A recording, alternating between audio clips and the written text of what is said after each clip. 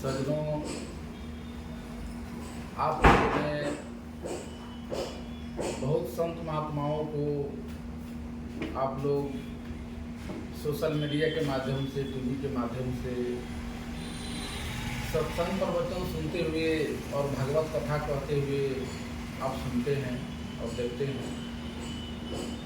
आप देखते हैं कि आज के डेट में जहाँ भी जाइए वहाँ भागवत कथा की आयोजन होती है और वक्ता कहते हैं और श्रोता भी सुनते हैं और गाते भी हैं।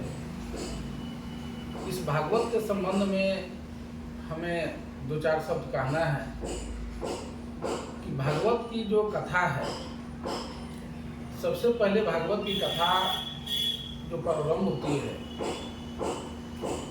राजा परीक्षित को जब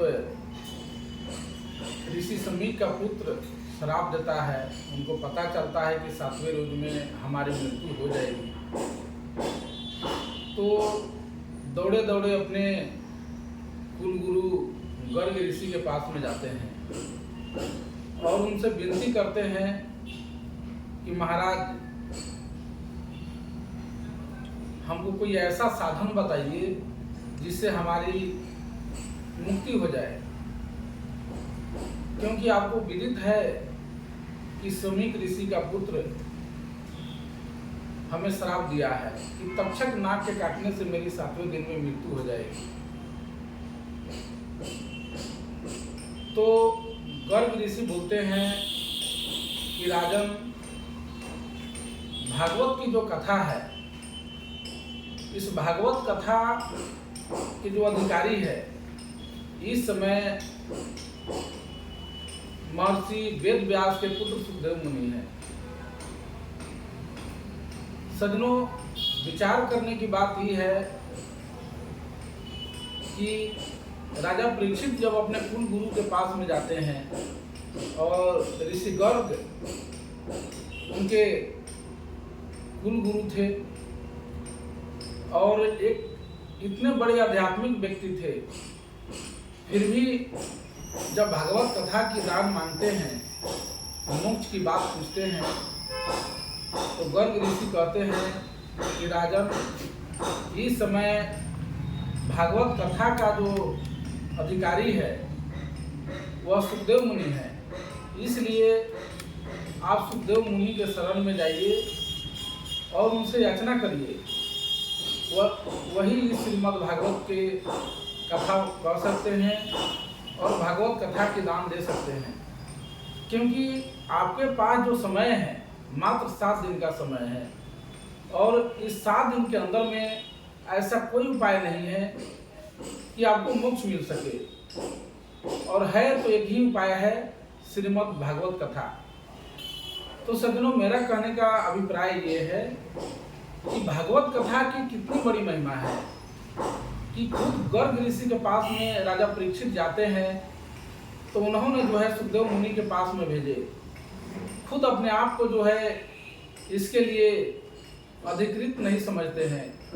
लेकिन आज देखते हैं कि ये आज जहाँ तहाँ भी भागवत कथा की आयोजन होता है, लेकिन आज भागवत कथा को हम किस रूप में देखते और सुनते हैं।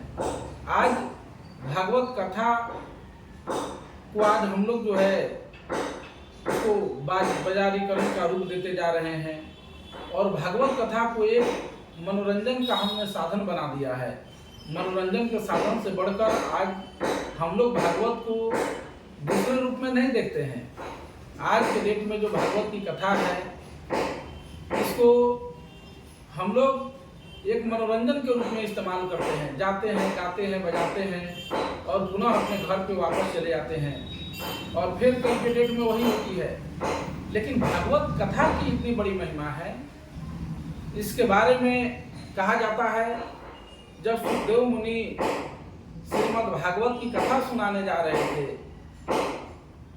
राजा परीक्षित को देवलोक से देवता लोग अमृत कलश लेकर उपस्थित हुए और उन्होंने सुखदेव मुनि को बोले कि महाराज, इस अमृत कलश को ले लीजिए और भागवत कथा का दान मुझे भी दीजिए। लेकिन सुखदेव मुनि ने उन देवताओं को भागवत कथा के लिए अनाधिकृत समझा, इसलिए उन्होंने देवताओं को भी भागवत कथा का दान नहीं दिया। आप समझ सकते हैं कि भागवत की कथा की कितनी बड़ी महिमा है। आप इसको एक मनोरंजन के रूप में लेते हैं, इसीलिए कहा कि वक्ता तो घर में नहीं श्रोता कहे वह वादी, वक्ता श्रोता दोनों मिले तो कथा सुनवही आदि।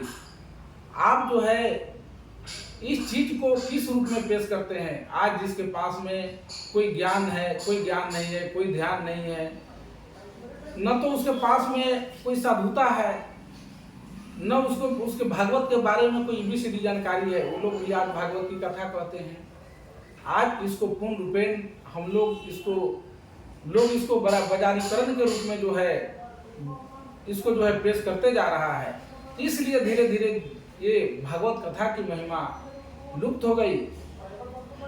तो मेरा कहने का अभिप्राय ये है कि भागवत को समझने के लिए, भागवत का अनुष्ठान करने के लिए इसकी विधि व्यवस्था होती है।